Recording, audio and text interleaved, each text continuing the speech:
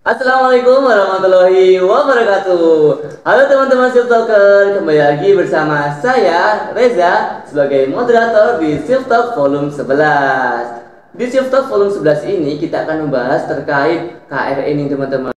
Jadi buat teman-teman yang penasaran terkait KRI itu apa, kemudian tujuannya apa dan fungsinya itu apa, bisa pantengin terus topik kali ini.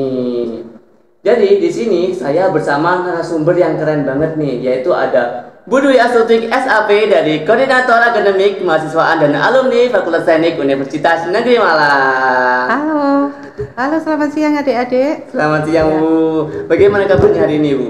Alhamdulillah baik.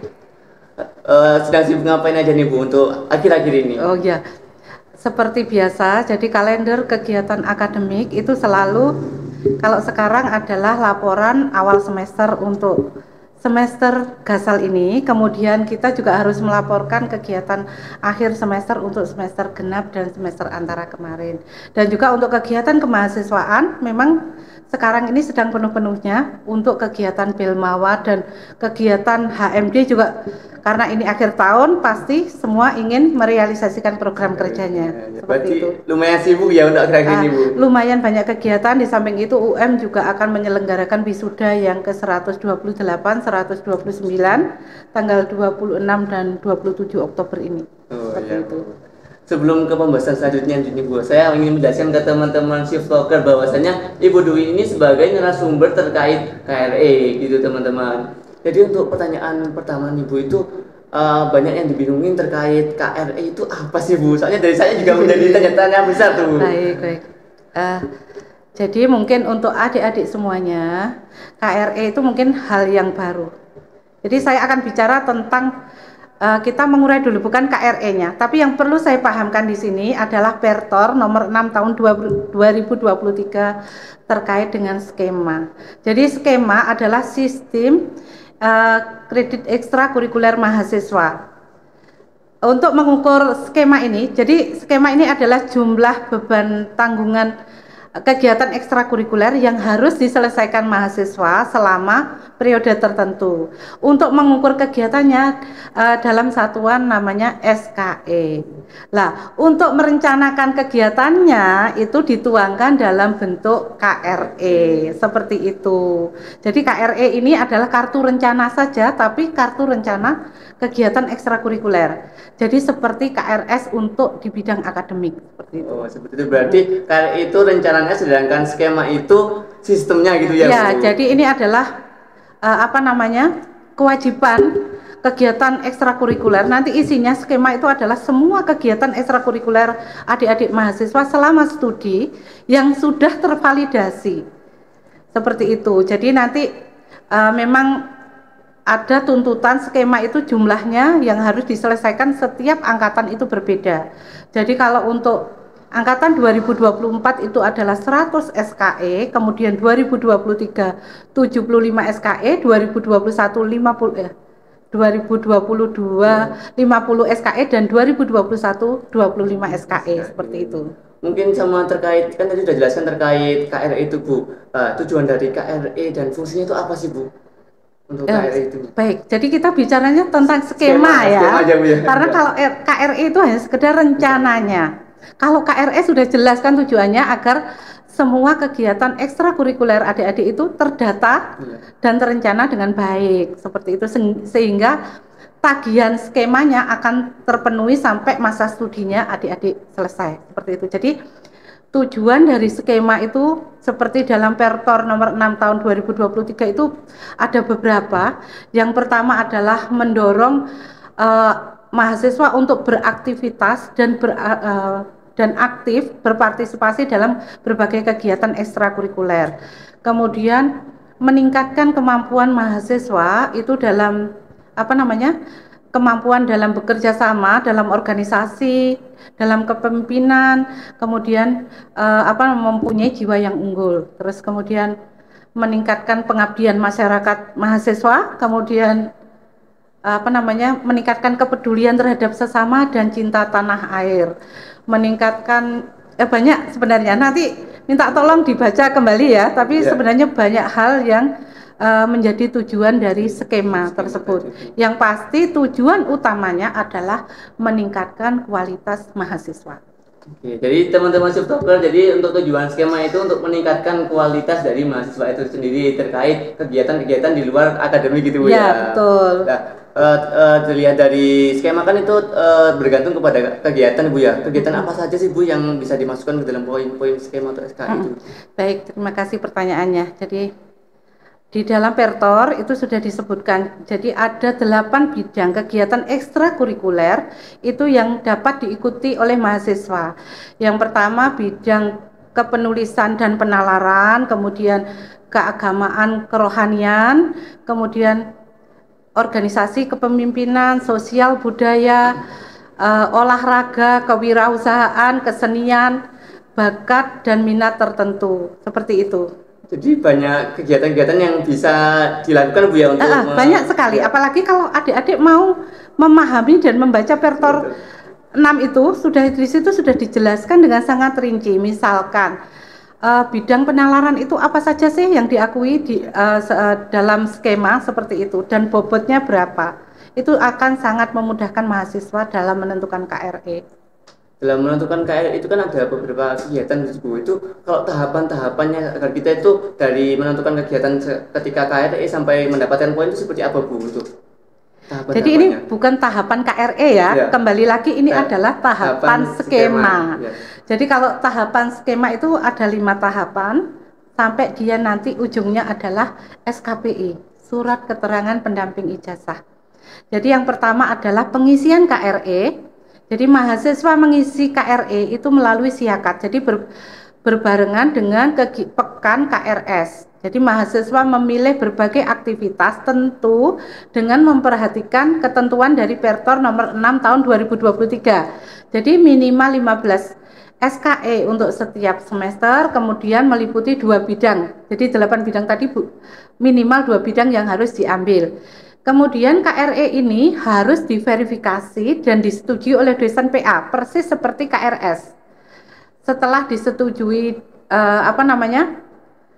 dosen PA, kemudian pelaksanaan KRE itu sendiri. Jadi KRE akan dilaksanakan sepanjang semester, kemudian bukti diunggah melalui Simawa. Jadi kalau untuk programnya memang aplikasinya masih dalam pengembangan UM, jadi ini ada di ranah UM, makanya saya nggak akan menjawab lebih jauh. Kemudian setelah pengunggahan bukti akan ada validasi data, apakah data yang diinputkan dengan buktinya itu valid atau tidak. Jika valid akan dicetak ke dalam KHE, jadi ditarik ke dalam KHE. KHE ini seperti KHS, jadi hasil studi dari mahasiswa selama 1 semester, tapi ini hasil studi kegiatan hasil kegiatan ekstrakurikuler mahasiswa selama setahun. Dan setelah KHE, ujung terakhir dari skema ini adalah kegiatan-kegiatan yang akan ditarik ke dalam SKPI, yaitu surat keterangan pendamping ijazah yang sangat diperlukan oleh mahasiswa sebagai rekaman jejak kegiatan non-akademik yang akan dipakai untuk mendukung kegiatan akademik dan diperlukan oleh pengguna lulusan, sehingga mahasiswa akan mampu bersaing di pasar kerja seperti itu. Oh, berarti setiap semester itu harus merencanakan itu tadi Bu ya? Ya, betul sekali. Jadi perencanaan KRE itu setiap semester berbarengan dengan KRS seperti itu. Oh, berarti tidak bisa kayak langsung didouble ke terakhir atau ya. Tidak bisa Bu ya? Tapi untuk kegiatan misalkan saya semester ini merencanakan 15 SKE untuk kegiatan ini. Ternyata selama 1 semester saya bisa melakukan kegiatan banyak sekali, itu bisa untuk dimasukkan di KRE semester berikutnya menjadi tabungan seperti itu. Oh, berarti meskipun di luar direncanakan itu berarti bisa melakukan bukan diupload tapi nanti dimasukkan di KRE semester berikutnya. Oh, berarti belum bisa diupload di semester ini Bu ya untuk yang didapatkan yang tidak direncanakan tersebut. Kalau dimasukkannya lewat Simawa bisa diupload. Oh, maksudnya diupload di Simawa tapi tidak direncanakan gitu Bu ya? Belum direncanakan gitu. Berarti bisa ditabung untuk semester berikutnya. Betul sekali. Kalau misal udah direncanakan nih Bu, udah direncanakan poin KRE-nya A, B, C, tetapi di semester yang kita jalani itu ternyata kita tidak mendapatkan poin-poin itu seperti apa Bu? Eh, ya enggak apa-apa, tapi tetap menjadi tagihan ketika mahasiswa. Ini kan poin SKE itu akan diakumulasikan seperti SKS untuk bagian untuk akademik. Jadi SKE itu tetap akan menjadi tagihan ketika mahasiswa akan melakukan apa namanya yudisium. Nah, yudisium itu nanti SKE-nya akan dilihat jumlahnya berapa, seperti itu. Berarti harus benar-benar diperhatikan gitu ya terkait Ya, SKS karena itu. sesuai Pertor ini kan memang harus menyelesaikan skema dengan jumlah SKE yang ada di Pertor nomor 6 tahun 2023 seperti itu. Oke, jadi itu teman-teman buat apa terkait KL itu seperti apa, kemudian yang direncanakan harus seperti apa itu sudah dijelaskan sama Bu Dwi tadi. Terus terkait itu Bu, terkait misalkan kita udah merencanakan udah diupload di Simawa, itu apakah ada validasi Bu terkait itu Bu? Oh iya, betul sekali. Jadi sebelum dicetak, tadi kan ada tahapan-tahapan. Tahapan sebelum dicetak ke KHE, kartu hasil ekstrakurikuler, itu tim validator itu akan melakukan validasi data. Jadi apa yang diunggah oleh mahasiswa sebagai bukti dari KRE-nya akan divalidasi, dinyatakan valid atau tidak. Yang valid baru bisa dicetak ke KHE, yang tidak valid ya dibiarkan. Seperti itu. Berarti kita baru tahu dari poin-poinnya itu ketika udah masuk ke KHI gitu Bu ya? Iya, poinnya berapa itu akan tertuang di KHI seperti itu. Terkait sama penguploadan di Simawa itu Bu, itu kan harus menyertakan beberapa bukti ya seperti sertifikat, kemudian penyerahan. Kalau misal kegiatannya itu kegiatan yang sifatnya seminar itu untuk bukti penyerahannya itu seperti apa Bu ya? Kalau seminar itu kan hanya sertifikat toh yang diunggah. Kalau seminar masuknya dalam kegiatan ilmiah pengembangan diri, bukan kecuali kalau dalam kegiatan. Jadi di adik-adik di Simawa mungkin nanti bisa dilihat di Simawanya masing-masing ya. Itu ada 4 bidang. Yang pertama bidang sertifikat kompetensi, kemudian bidang apa namanya kegiatan prestasi dan penghargaan, terus kemudian pengembangan diri dan kegiatan ilmiah. Tentunya kalau kegiatan ilmiah itu kan kalau misalkan menjadi pemakalah oke, dengan sertifikat dan surat tugas atau bukti undangan itu sudah bisa dipakai.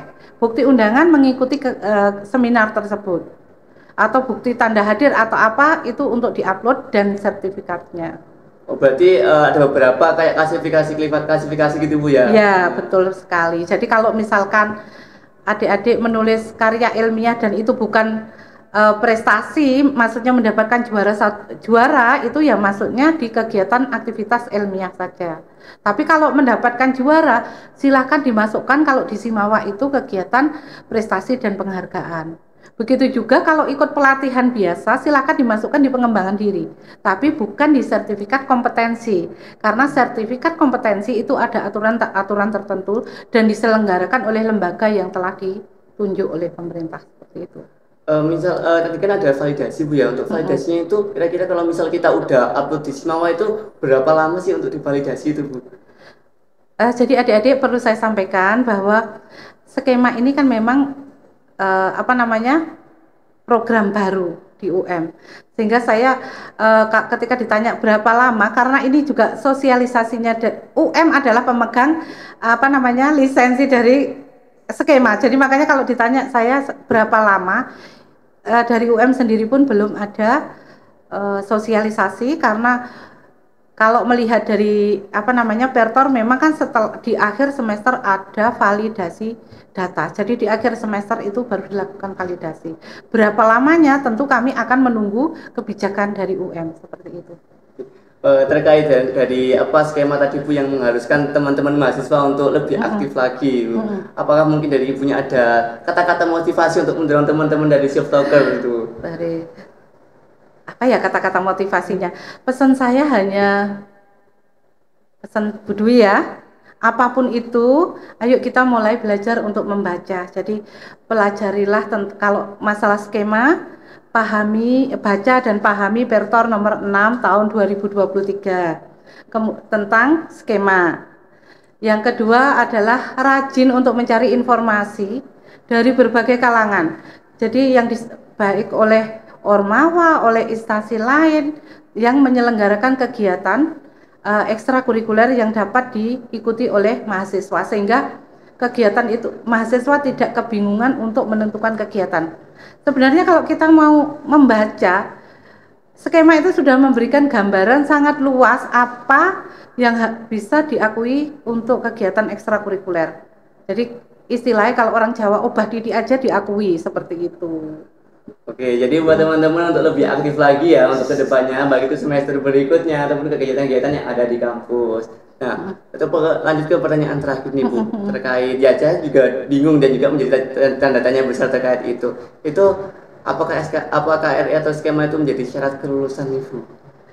Nah, jadi begini adik-adik, jadi dengan adanya Pertor nomor 6 tahun 2023, di situ sudah dijelaskan skema adalah jumlah beban kegiatan ekstrakurikuler yang harus diselesaikan oleh mahasiswa pada periode tertentu. Karena harus, jadi otomatis memang ini wajib untuk mahasiswa menyelesaikan dengan target jumlah SKE seperti Pertor nomor 6 tahun 2023. Jadi kelulusan di UM itu sekarang tidak ada dua, jadi baik bidang akademik maupun non-akademiknya. Non-akademiknya melalui skema dengan harus mengumpulkan, kalau untuk angkatan 2024 ke sini nanti akan mengumpulkan 100 SKE. Kalau akademik itu kan minimal menempuh 146 SKS plus lulus bahasa Inggris dan lain-lain, itu seperti itu. Jadi memang karena ada kata-kata harus, ya mahasiswa memang harus